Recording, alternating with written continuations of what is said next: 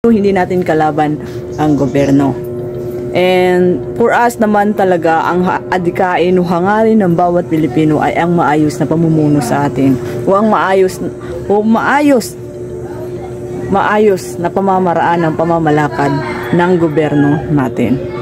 Wala naman tayong problema kung sino pa man yung presidente, kung sino pa man yung mga napili, ibinoto, nanalo, walang problema yun sa atin.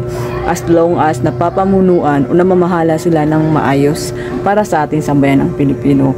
So, katulad ng sinabi ko, kahit anong gawin natin, complain, ay hindi na talaga mababago ang resulta. Just respect na lang. At sana yung mga nanalo is tuparin nila yung mga ipinangako.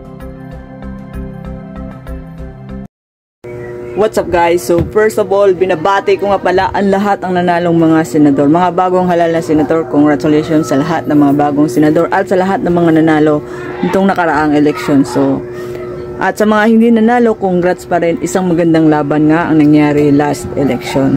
So guys, for me lang yung opinion ko lang dun sa senatorial candidate, sa senatorial race na nangyari. Parang parang may kakaiba. So hindi ko inaakusahan na mayroong dayaan. Kaya lang, nakita ko yung sample ballot talaga. Nakita ko, mostly PDP laban ay mostly talaga hindi nilagay sa mga katabing pangalan nila kung saan party list sila. Katulad ng mga iba doon na PDP laban, 5 lang ang nailagay na PDP laban. Yung iba ay independent na. So, I don't know kung ano ang reason noon sa likod noon. But for my opinion is para guluhin yung utak ng mga botante. Kasi mostly talaga, lahat na nakakausap ko, majority ng mga Pilipino ngayon is PDP laban, vote straight. So iba yung lumalabas sa machine. Minsan yung isa overvote or yung iba daw hindi daw maayos na binabasa ng machine. O yung ibinoto nila is hindi lumalabas sa machine. So hindi natin alam kung anong hokus-pokus ang nangyari doon. So let's just be happy na yung mga ibang senator ng PDP laban kung saan yun na lang ang pag-asa natin ay nanalo. At doon sa mga nakapasok is irespeto na lang natin yun bilang isang mamayang Pilipino, na irespeto na lang natin ang nangyari sa nakaraang halalan, ang resulta sa nangyari. Kung sabihin na kisyo ganito, bakit nangyari yung ganon, bakit nanalo si Kwan, respeto na lang ngayon ang kailangan talaga mangibabaw sa bawat isa. Kahit naman anong gawin natin, hindi na natin mababago yung result. Kahit pa sabihin natin na parang may mali, is ganun pa rin yung resulta. Pero as an OFW, ay para dito sa mga OFW talaga na yung ibinoto nila is iba yung lumabas. Yung iba kasi is PDP laban, tapos ang lumabas is more on alyansa. Katulad ng sinabi ko, hindi natin kalaban ang gobyerno. Tayong mga Pilipino, hindi natin kalaban ang gobyerno. And for us naman talaga, ang adikain o hangarin ng bawat Pilipino ay ang maayos na pamumuno sa atin. O ang maayos na pamamaraan ng pamamalakad ng gobyerno natin. Wala naman tayong problema kung sino pa man yung presidente, kung sino pa man yung mga napili, ibinoto, nanalo, walang problema yun sa atin.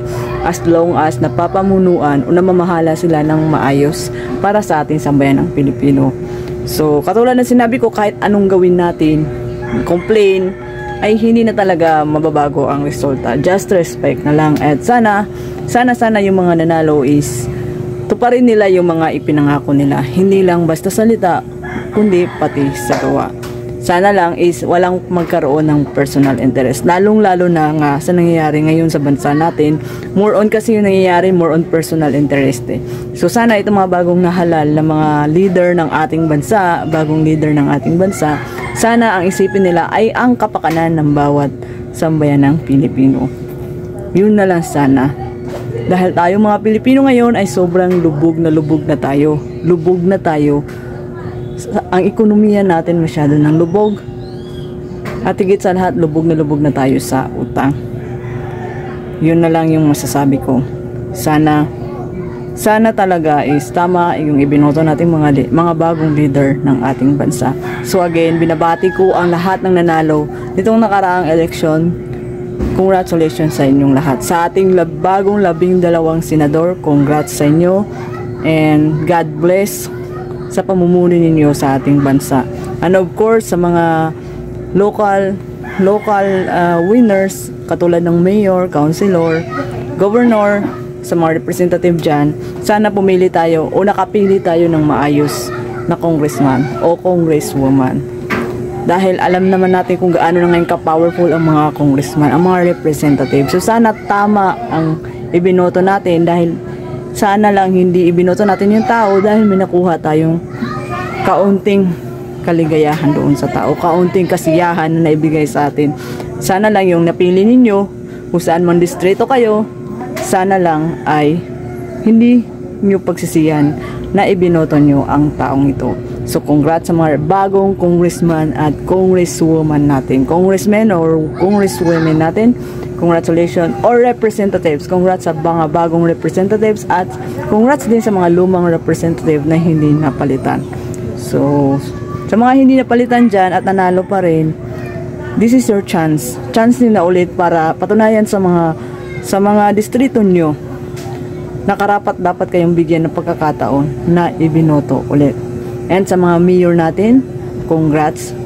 Sa mga governor at governess, sa mga board member, congrats pa rin sa inyong lahat. So basta, overall, congratulations. And kita-kits na lang sa sunod na election and more power. Sana mapamunuan ninyo ang bawat sambayanang Pilipino. So sana guys magkaroon ng pagbabago sa pamamagitan ng bagong leader na inihalal natin. Dahil ngayong panahon na to ay kailangan natin ng matitinong leader, ng maayos na pamumuno na itataguyod at may ipapaninindigan talaga sa kanyang liderato. Hindi natin kailangan ng mga balat kayo o may mga personal na interest kung bakit tumakbo. Ang kailangan natin talaga ay may paninindigan at pagmamahal sa bansa natin at sa ating mga mamamayang Pilipino. Totoong pagmamahal na kailangan natin ngayon. Dahil ngayon, tayong mga Pilipino ay nasa critical na kondisyon. So, thank you so much. Again, welcome back to my channel. And please subscribe sa mga bago dyan. Huwag kalimutang mag-like at mag-subscribe to more chit-chat to you. And yun lang, this is Gray Bonet and welcome to my channel. Thank you for watching. Sayonara.